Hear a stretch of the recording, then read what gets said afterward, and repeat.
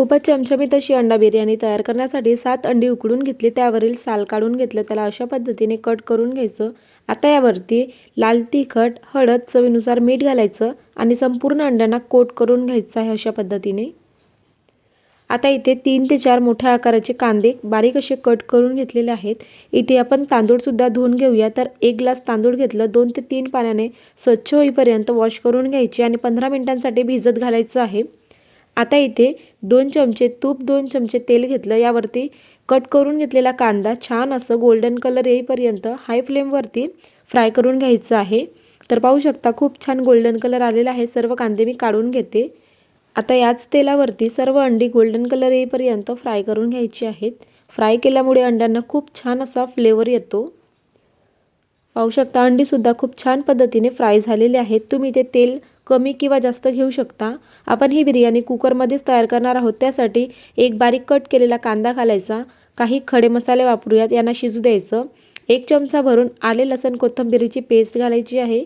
अर्धा चमचा धने पावडर, गरम मसाला, जिरे पावडर घालायचं आहे। सोबतच 1 चमचा बिर्याणी मसाला घालायचा आहे, कोणत्याही कंपनीचा तुम्ही ते घेऊ शकता। मसाले छान शिजवून घ्यायचं। अर्धा चमचा हळद घालायची आहे, 1.5 चमचा लाल तिखट घालून व्यवस्थित मिक्स करून घ्यायचं। 1 मीडियम आकाराचा टोमॅटो घालून शिजवून घ्यायचं आहे। आता गॅसची फ्लेम बंद करायची। 3 ते 4 चमचे फेटून घेतलेला दही घालायचा, सोबतच थोडासा कोथिंबीर आणि कांदा घालायचा आहे, अर्धा इथे आपण फ्राय केलेला। व्यवस्थित मिक्स करून घ्यायचं। गॅसची फ्लेम ऑन करायची आणि 2 मिनिट छान मसाले शिजू द्यायचा आहे मीडियम फ्लेमवरती। मसाले छान शिजलेले आहेत। आता यामध्ये चवीनुसार मीठ घालायचं आहे आणि 1 मिनिट परतून घ्यायचं।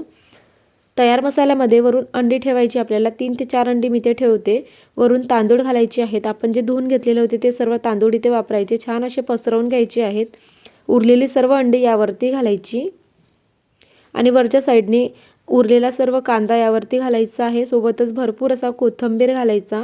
आपण 1 ग्लास तांदूळ घेतलेला होता, तर इथे 1.5 ग्लास पाणी घालायचं आहे आणि कुकरचं झाकण लावून 2 शिट्ट्या येईपर्यंत वाट बघायची आहे। वरून थोडं तूप घालायचं, खूप छान फ्लेवर येतो। 2 शिट्ट्या झाल्यानंतर स्वतःहून याला थंड होऊ द्यायचं। खूप छान चमचमीत अशी एकदम स्पायसी बिर्याणी तयार झालेली आहे, तेही घरगुती तांदळांपासून। तुम्ही या पद्धतीने नक्की तयार करून बघा, खूप आवडेल। रेसिपी आवडली असेल लाईक, शेअर, सबस्क्राईब करा। थँक्यू।